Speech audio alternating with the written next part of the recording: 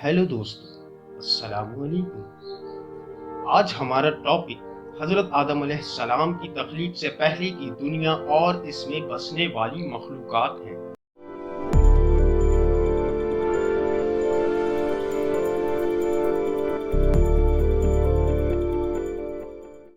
बहैसियत मुसलमान हमारा ईमान है कि हज़रत आदम अलैहिस्सलाम इस दुनिया में भेजे गए पहले इंसान और नबी थे, जबकि आखिरी नबी हज़रत मोहम्मद सल्लल्लाहु अलैहि वसल्लम हैं।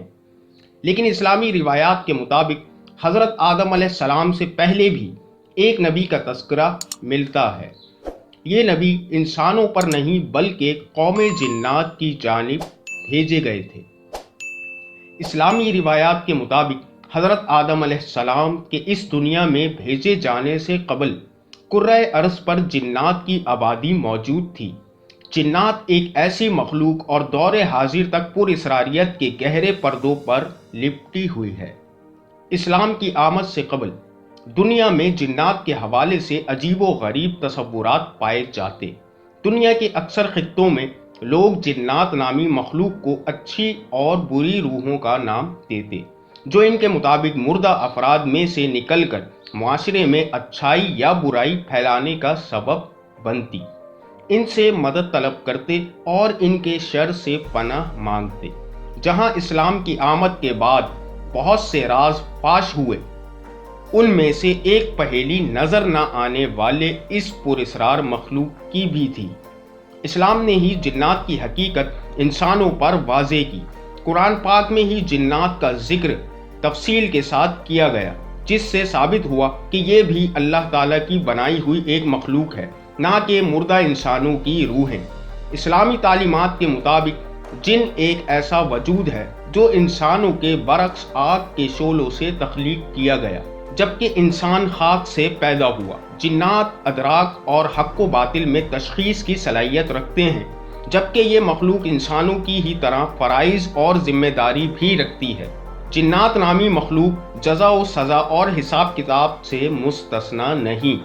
जिन्नात में एक गुरोह मोमिन जबकि दूसरा मुशरिक व काफिर है।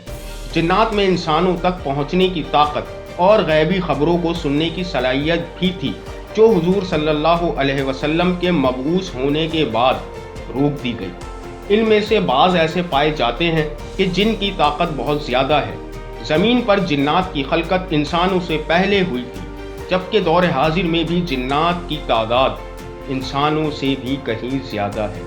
अब हम कुछ रोशनी इस सवाल पर डालते हैं कि क्या इंसानों की तरह जिन्नात की जानिब भी पैगंबर भेजे गए थे। कुरान मजीद के मुताबिक जिन्नात भी इंसानों की तरह मुकल्लिफ हैं। वो भी सज़ा व जज़ा के पाबंद हैं और उन्हें भी आमाल बद की बिना पर जहन्नुम की आग में जलना होगा। तो इस सिलसिले में कहा यह जाता है कि जिन्नात की तारीख दो ज़मानों पर मुश्तमिल है। पहला ज़माना बनी नूह इंसान की खलकत से पहले का है कि जब जिन्नात अकेले ही इस दुनिया पर आबाद थे, जबकि दूसरा ज़माना इंसानों की खलकत के बाद का है।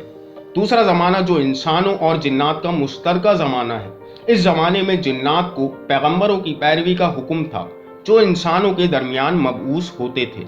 इसी बुनियाद पर बहुत से जिन्नात खुदा की तरफ से भेजे गए पैगंबरों पर ईमान लाए, और बाज़ जिन्नात जो ईमान ना लाए वो काफिर हुए।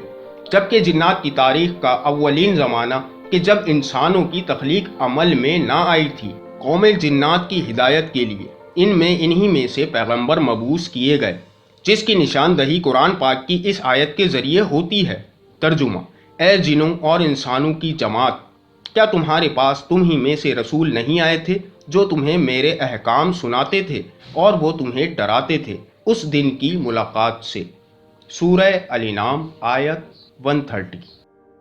इस आयत का मफहूम इस बात की वाज़ेह दलील है कि हज़रत आदम अलैहिस्सलाम की तख्लीक से पहले ये इनकी खलकत के बाद जिन्नात के लिए पैगंबर थे। लेकिन कुदरती बात है कि बनी नूह इंसान से पहले ये पैगंबर इनकी अपनी नूह से ही थे।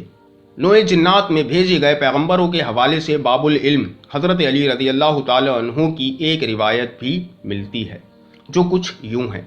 मुल्क शाम से ताल्लुक़ रखने वाले एक शख्स ने हज़रत अली रज़ियल्लाहु ताला अन्हु से पूछा कि क्या खुदा ने जिन्नात की जानिब किसी पैगंबर को भेजा है? तो जवाब में हज़रत अली रज़ियल्लाहु ताला अन्हु ने फरमाया, हाँ, ایک پیغمبر جس کا نام یوسف تھا جنات کی ہدایت کے لیے بھیجا گیا، لیکن انہوں نے اسے شہید کر دیا۔ اس روایت کی تفسیر میں بہت سے مورخین و مفسرین یہ بیان کرتے ہیں کہ حضرت آدم علیہ السلام کی تخلیق سے قبل کرۂ ارض پر جنات کی آبادی تھی جو ہر وقت فسق و فجور میں مبتلا رہتے اور زمین پر فساد برپا کرتے۔ چنانچہ اللہ پاک نے ان کی جانب یوسف نامی ایک پیغمبر کو مبعوث کیا، جبکہ کچھ مورخین جن میں علامہ جلال الدین سیوطی بھی شامل ہیں انہیں پیغمبر نہیں بلکہ جنات کا بادشاہ یا لیڈر خیال کرتے ہیں۔ یوسف نامی ہستی کی جانب سے جنات کو جنگ و جدل سے باز رکھنے کی کوششیں کی گئیں اور انہیں ان کی زندگی کے مقصد یعنی خدائے واحد کی عبادت کی جانب بلایا گیا، لیکن جنات چونکہ آگ سے بنے تھے لہٰذا فطری طور پر نہایت سرکش ثابت ہوئے۔ انہوں نے ان پیغمبر کا مذاق اڑایا، انہیں تنگ کیا اور بالآخر انہیں قتل کر دیا۔ اس کے بعد قوم جنات نے روئے زمین پر ایسی قتل و غارت گری مچائی کہ اللہ تعالیٰ نے ان کی طرف فرشتوں کی ایک جماعت کو بھیجا۔ روایات کے مطابق اس جماعت کا سردار ابلیس تھا۔ فرشتوں نے قوم جنات سے زمین خالی کرائی اور انہیں سمندر کے جزیروں کی جانب بھگا دیا، جبکہ امام ابن کثیر اپنی کتاب البدایہ والنہایہ میں لکھتے ہیں کہ انسانوں اور جنات سے قبل روئے زمین پر ہن اور بن نامی مخلوقات آباد تھیں۔ اس نسل نے روئے زمین پر قتل و غارت گری کا ایسا بازار گرم کیا کہ اللہ پاک نے ان پر جنات کو مسلط کر دیا۔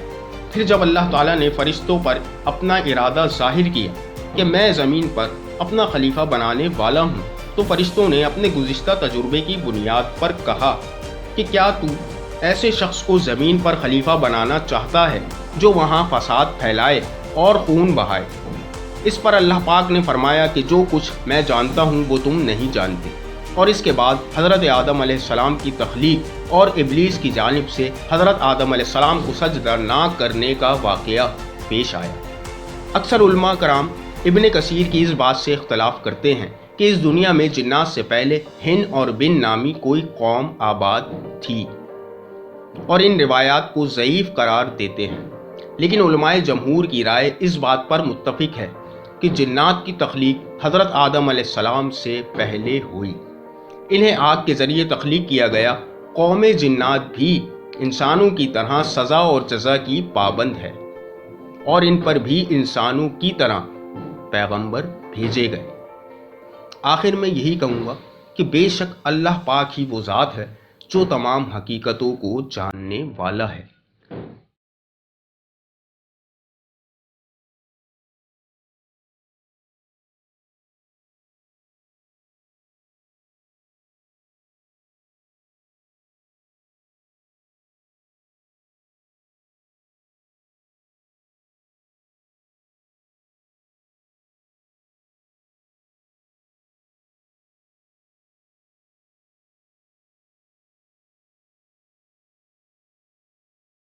دوستو، اگر آپ کو ہماری یہ ویڈیو پسند آئی ہے تو اس کو لائک کر دیجئے، اپنے دوستوں کے ساتھ شیئر کیجئے اور کمنٹس میں اپنی رائے کا اظہار ضرور کیجئے۔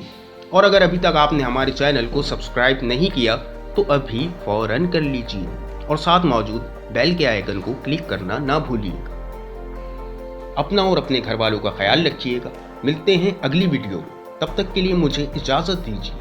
اللہ نگہبان۔